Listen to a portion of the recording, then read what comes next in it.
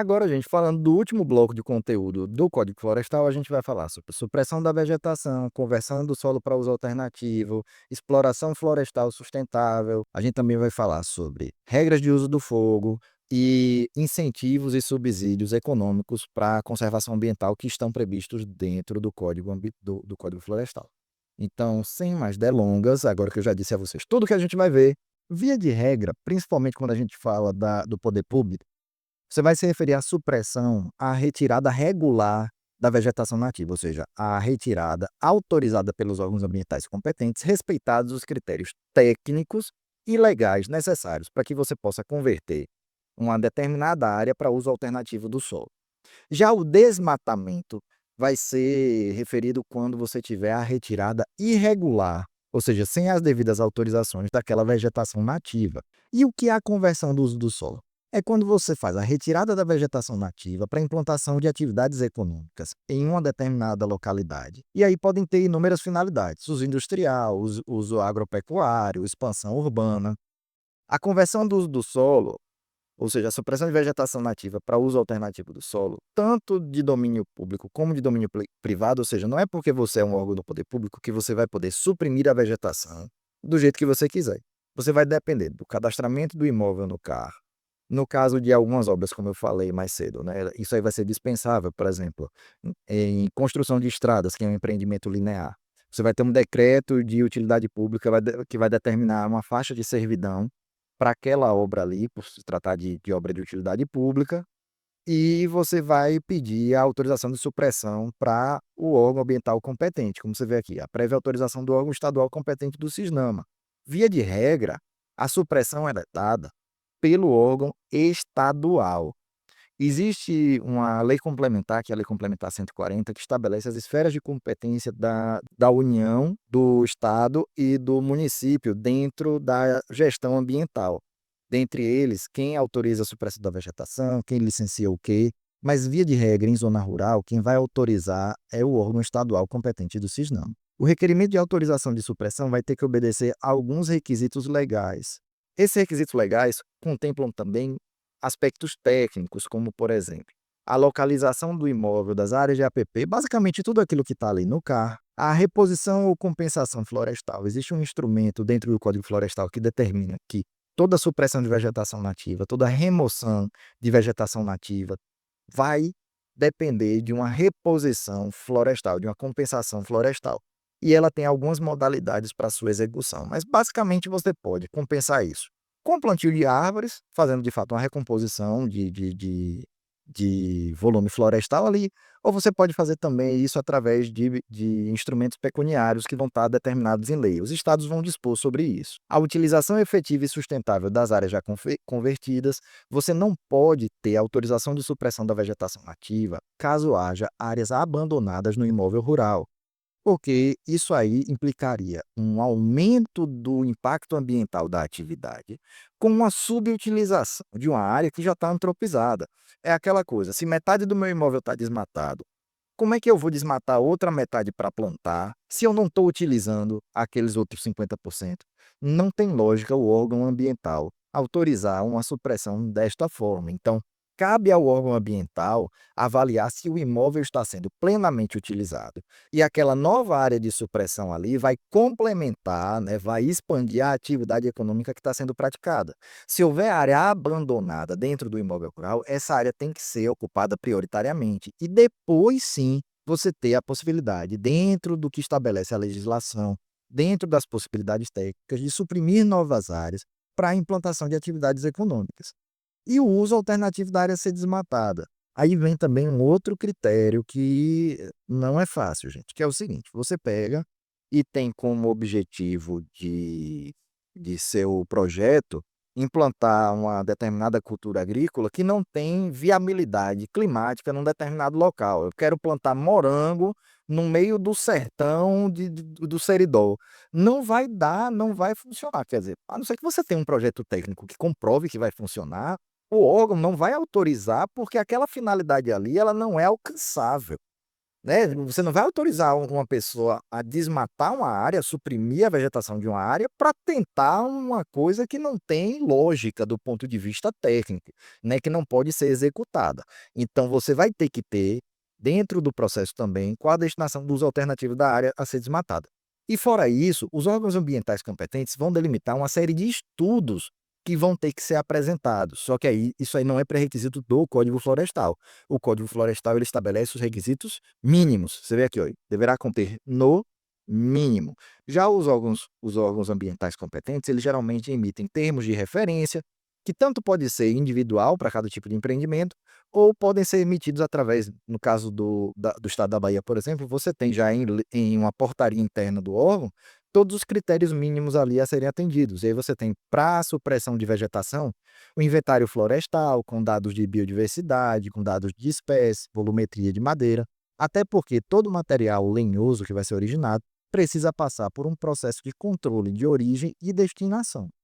Dito isso, o órgão ambiental competente, ao tomar conhecimento do desmatamento em desacordo com o disposto nesta lei, deverá embargar a obra ou atividade que deu causa ao uso alternativo do solo, como medida voltada ao quê, gente? Impedir a continuidade do dano ambiental, proporcionar a regeneração, propiciar a regeneração do ambiente e dar viabilidade à recuperação da área degradada. Então, se eu, como fiscal do órgão, chego em um local e o desmatamento está ocorrendo sem autorização do órgão competente, a obrigação é de embargar.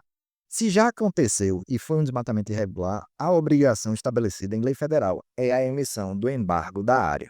Esse embargo ele vai atingir a área que foi suprimida de forma irregular, ele não vai atingir todo o imóvel ou toda a obra. Eu chego num imóvel, o cidadão planta soja ali em 100 hectares há 200 anos. Aí ele desmatou mais 100. Eu vou embargar os novos 100. Eu não vou embargar todo o imóvel dele, nem os 100. E aí eu vou incluir aqueles 100 anteriores e não vão estar inclusos nesse embargo.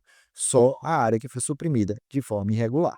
E eu estou aqui fazendo uma breve viagem no tempo para avisar vocês que os embargos dos quais nós estamos falando não poderão atingir o imóvel rural no que diz respeito às suas atividades de subsistência. Como assim? O pequeno produtor rural que depende para a sua sobrevivência daquela atividade. Se você chega, por exemplo, em um imóvel rural e o cidadão tem uma pequena horta, que ele mesmo vai pegar aquele material ali, vai vender na feira, e ele depende disso para a sua sobrevivência e de sua família, a área não vai ser embargada. Caberá ao poder público tomar as medidas necessárias para a adequação da atividade dele quando possível, mas o embargo ele não vai ser aplicável. Isso encontra-se estabelecido claramente dentro do próprio Código Florestal. E quando essa área que vai ser suprimida abrigar espécimes da flora ou da fauna ameaçada de extinção, o que é que eu vou fazer? Eu vou ter que delimitar condicionantes, eu vou ter que delimitar medidas ou para mitigar ou para compensar os impactos, tanto a flora quanto a fauna.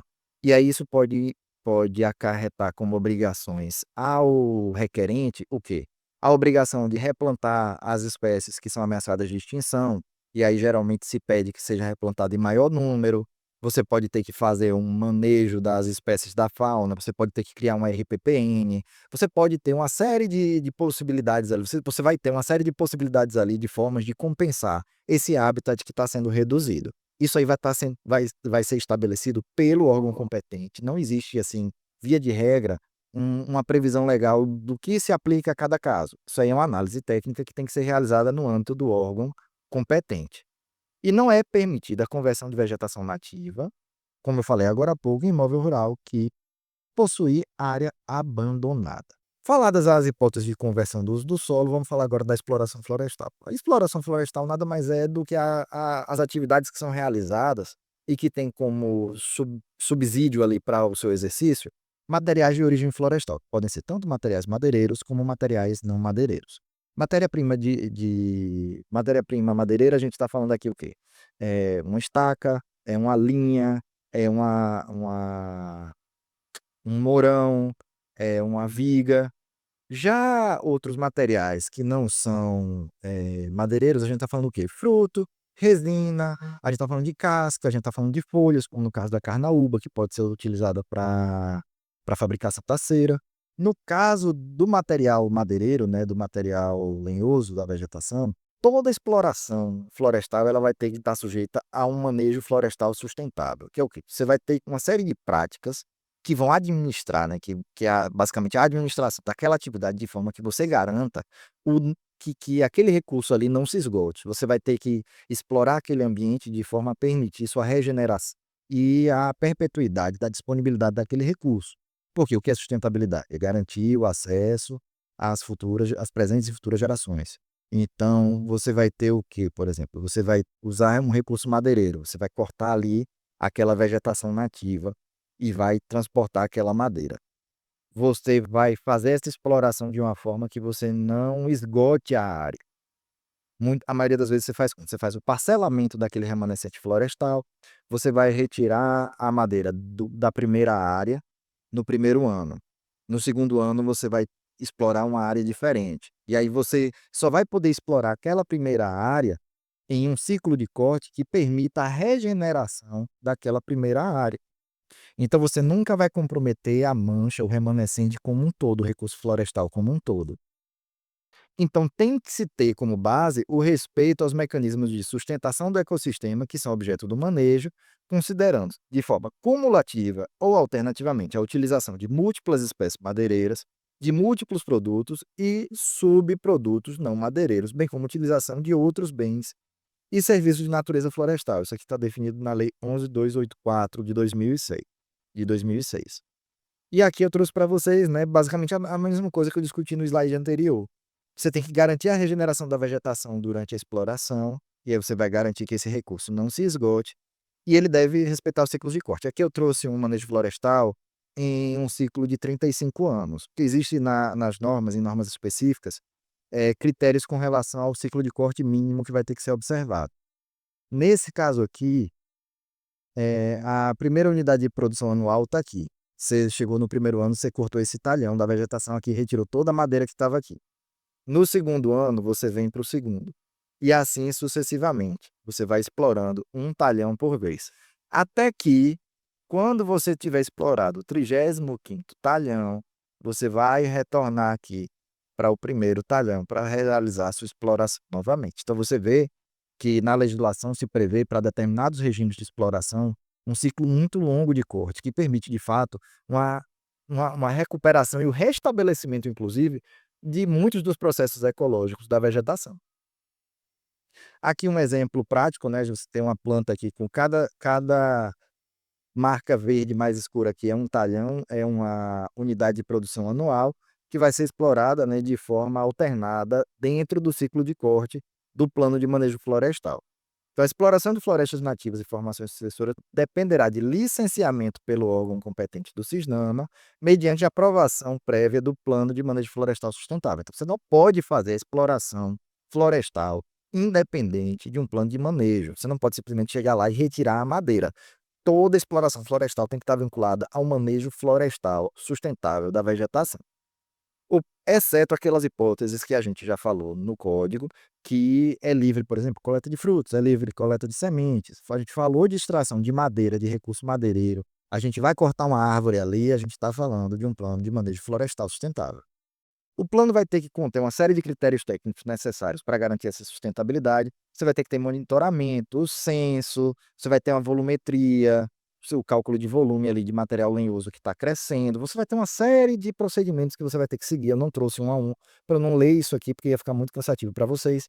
As aulas não dispensam, gente, a leitura da legislação, tá? Por favor, façam a leitura, é importante. Até porque, às vezes, podem pedir para vocês algum detalhezinho que está lá escrito ipsiliteris, e é bom você ter essas referências em mente. E sua execução será monitorada pelo órgão competente do CISNAMA. Um aspecto interessante que eu vou trazer aqui para vocês também, que compete também ao licenciamento ambiental, é toda atividade econômica passível de licenciamento ou passível de autorização, ela é autorizada mediante determinadas condições, a gente chama de condicionantes. Elas constam na portaria que autoriza, né, no ato do órgão público que emite a autorização, vão vir essas obrigações de fazer por parte do particular. Beleza. O poder público é obrigado a fiscalizar a execução dessas condicionantes para garantir que elas estão sendo cumpridas. E aí, nesse ponto, entra o monitoramento pelo órgão competente do Sistema também dos planos de manejo florestal sustentável. Ah, mas eu sou um pequeno produtor rural e eu quero fazer um plano desse. A gente até falou sobre isso do manejo florestal da reserva legal, né? Para quem é pequena propriedade, para que esse quadro, pequena propriedade ou posse rural familiar, você vai ter que ter um procedimento simplificado para a obtenção dessa autorização de manejo. Ele vai ter que respeitar critérios mínimos ali de sua elaboração, você também não vai deixar fazer de qualquer forma, mas não vão ser os mesmos critérios estabelecidos, por exemplo, para um aracruz celulose, né, não vão ser os mesmos critérios, estabelecidos para uma Gerdau, para eu não sei se a Gerdau usa madeira nos fornos, mas se usar, por exemplo, para uma Gerdau da vida, entendeu? Então assim, você vai ter que ter uma adequação dos critérios na legislação para o porte do empreendimento e para a capacidade daquela pessoa que vai estar praticando essa atividade. E o que é que vai estar isento desse plano de manejo florestal sustentável?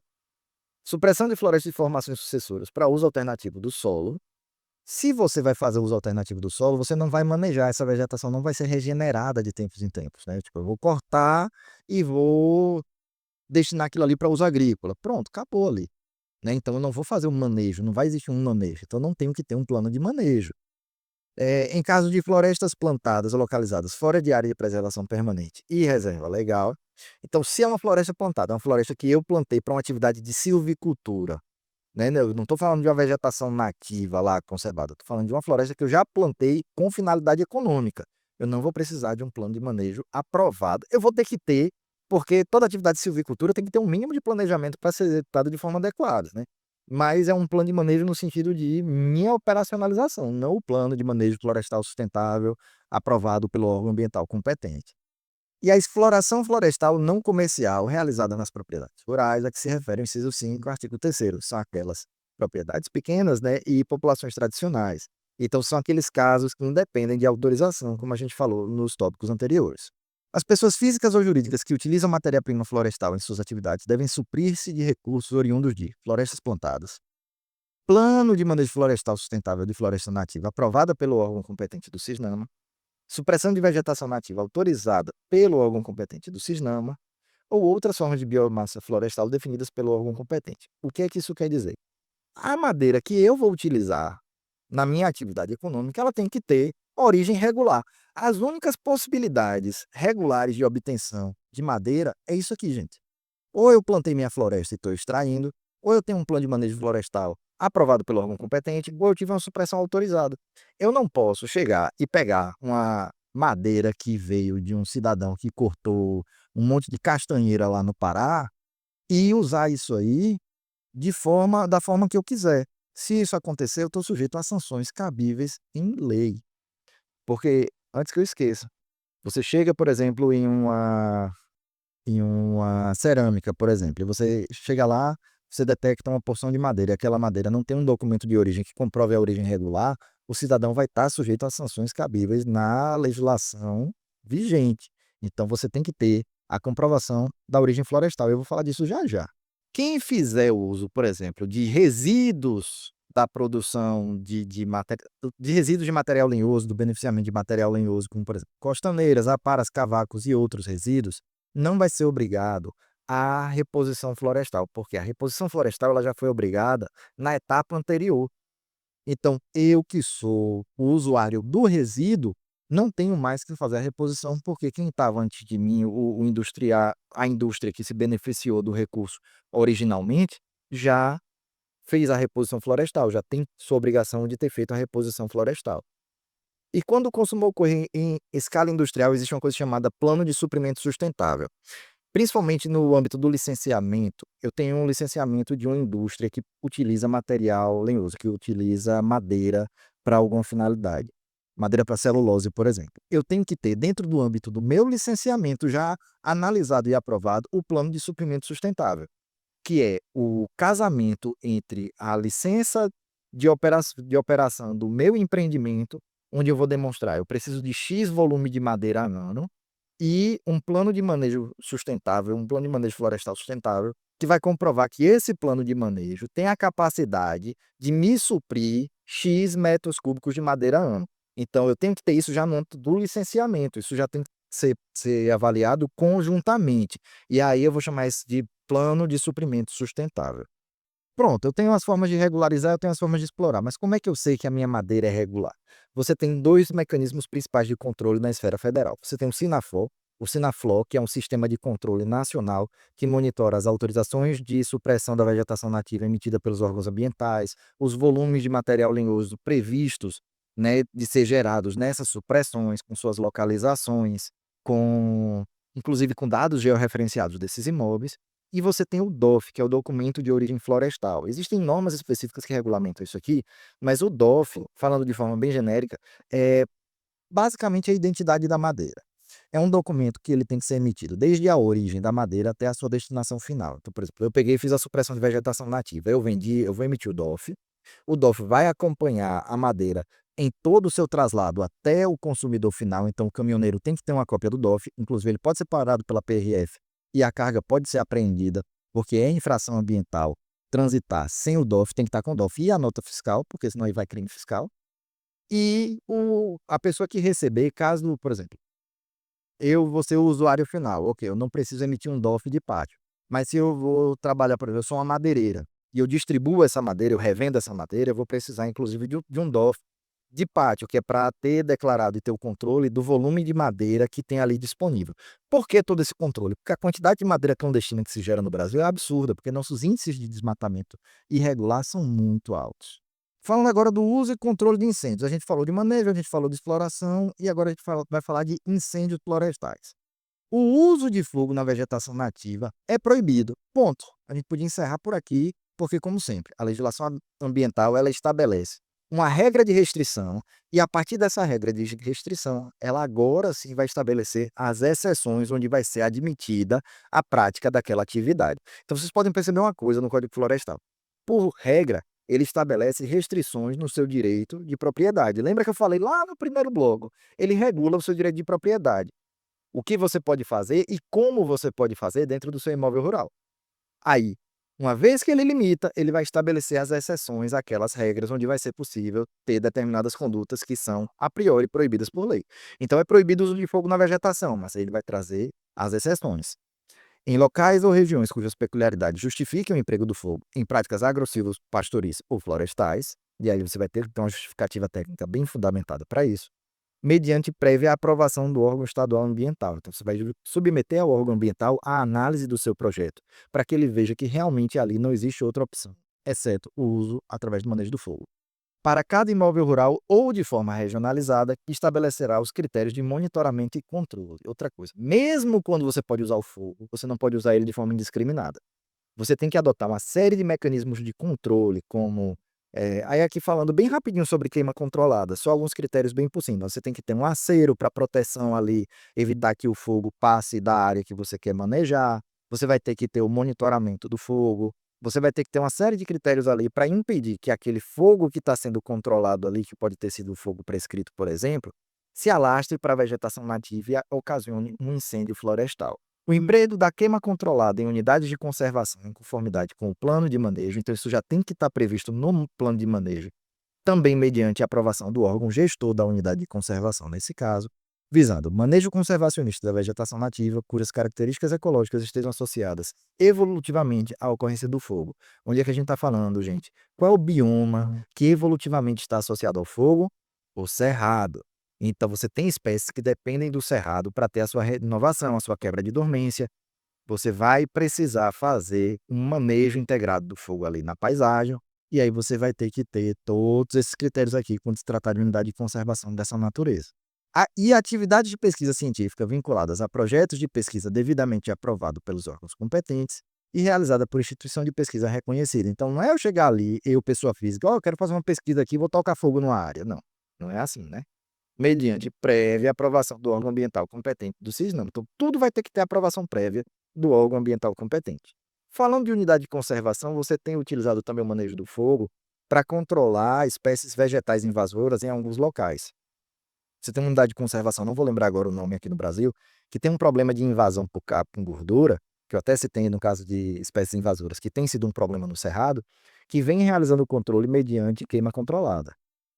Quem mais vai entrar nas exceções do uso do fogo? As comunidades tradicionais, as comunidades indígenas E as práticas de prevenção e combate aos incêndios. Você tem uma técnica, por exemplo, de combate a incêndio chamada contra-fogo. Você tem um incêndio que está vindo descontrolado, vamos dizer, ele está vindo nesse sentido aqui, tá? Um incêndio descontrolado. A frente dele está aqui. Você se adianta à frente do incêndio, faz um acero, que é uma faixa onde você vai retirar a vegetação nativa para evitar que o fogo se alastre, como eu falei até agora há pouco, e vai colocar fogo nessa faixa aqui, de forma que os dois incêndios vão colidir. Como você tem a queima de toda essa biomassa aqui no caminho, esse incêndio original aqui, ele vai se extinguir. Isso tem que ser muito bem planejado, muito bem manejado. Isso não é algo para ser feito por qualquer um, porque você corre o risco, inclusive, de piorar o incêndio sair do controle, a sua linha de fogo controlada sair do controle e atingir a vegetação que você está tentando proteger. Então tem que ser algo feito com cautela, tem que ser feito por pessoas que têm habilitação técnica, né, capacidade técnica, melhor dizendo, para isso. Todos os órgãos do Cisnama e qualquer órgão público ou privado, ou seja, uma empresa, qualquer coisa que seja responsável por grandes áreas de vegetação nativa ali, certo? Eles vão ter que ter planos de manejo integrado do fogo. Eles vão ter que elaborar, atualizar e implementar planos de manejo integrado do fogo. Por quê? Para prevenir a ocorrência e a dispersão de incêndios florestais. A maior parte dos incêndios florestais são de origem criminosa, não são de origem natural. Então você já parte daí que os incêndios florestais, eles são um problema principalmente que diz respeito a gente. Quem mais vai entrar? Eu falei de empresas privadas aqui, por exemplo, eu falei de órgãos públicos e empresas privadas. Quem é que vai entrar aqui? Entes privados responsáveis por gestão de áreas com vegetação nativa ou plantios florestais. Empresas de celulose, por exemplo, você tem que ter um plano de manejo integrado do fogo para o plantio de eucalipto para finalidades de abastecer indústrias de celulose. O governo federal deverá estabelecer, eu até editei, eu fiz um comentário, mas eu preferi retirar. Deverá estabelecer uma política nacional de manejo e controle de queimadas, prevenção e combate aos incêndios florestais, que promova a articulação institucional. É aquela política de manejo integrado do fogo que a gente vai estudar e aqui também para o concurso. Com vistas à substituição do uso do fogo no meio rural, no controle de queimadas, na prevenção e no combate aos incêndios florestais e no manejo do fogo em áreas protegidas. Eu queria só trazer uma observação, tá? A política só foi criada agora, em 2024. Da aprovação do Código Florestal até hoje, até a sua aprovação, foram acho que um pouco mais de 12 anos. Programa de apoio e incentivo à preservação e recuperação do meio ambiente. O que são esses programas, gente? O Código Florestal vai trazer ferramentas de fomento à preservação ambiental e à recuperação ambiental. Que mecanismos são esses? Ele pode trazer tanto benefícios pecuniários, ou seja, você pode ter pagamentos por serviços ambientais. Você pode ter vantagens tributárias, como isenções, você pode ter créditos com condições facilitadas, linhas de crédito específicas para certas finalidades. Você ainda vai mais longe, os órgãos ambientais do país muitas vezes procuram, né, através de editais do Banco Mundial, do BID, trazem recursos, o poder público traz recursos para o país para a execução de atividades de preservação, de recuperação, de recomposição ambiental. Eles subsidiam essas ações por parte, principalmente dos agricultores, porque o público-alvo desse tipo de atividade são os agricultores familiares. A gente está falando de populações que precisam de ajuda para implementar essas atividades. Não é para ser o agronegócio. Estabelece a possibilidade ao Poder Executivo de criar mecanismos de incentivo financeiros ou não por serviços ambientais prestados, facilitação do crédito agrícola, que eu falei agora há pouco, fornecimento de subsídios de ações de recuperação, acabei falando tudo, desculpa. E também a criação das cotas de reserva ambiental. O que prevê a criação de cotas de reserva ambiental, que a gente vê a compensação da reserva legal lá, quando a gente falou de reservas legais no bloco anterior, está estabelecido nessa parte aqui, que diz respeito aos programas de apoio e incentivo à preservação. Então, a cota de reserva ambiental, ela também é uma ferramenta de fomento, porque ela foi pensada no sentido de facilitar, de simplificar esses procedimentos de compensação e que o cidadão que tem o seu excedente de vegetação nativa seja compensado financeiramente mediante a negociação dessas cotas. Gente, era isso que eu tinha para falar com vocês sobre o Código Florestal. Eu separei nesses 4 blocos, porque realmente cada um deles vocês viram aí que ficou um pouco extenso. Espero que vocês tenham gostado da aula. Eu tentei abordar o máximo possível de conteúdo, o máximo possível de minúcias, discutindo os aspectos técnicos que envolvem, até porque a CESP, eles geralmente não fazem questões direcionadas diretamente ao tema. É do tipo assim, o que diz o artigo 5º do inciso 4º? Eles vão muito mais dentro de questões contextualizadas, né, eles visam muito mais questões aplicando o conhecimento à prática. Então você precisa ter aí, né, uma certa discussão, mas espero que tenha ajudado vocês.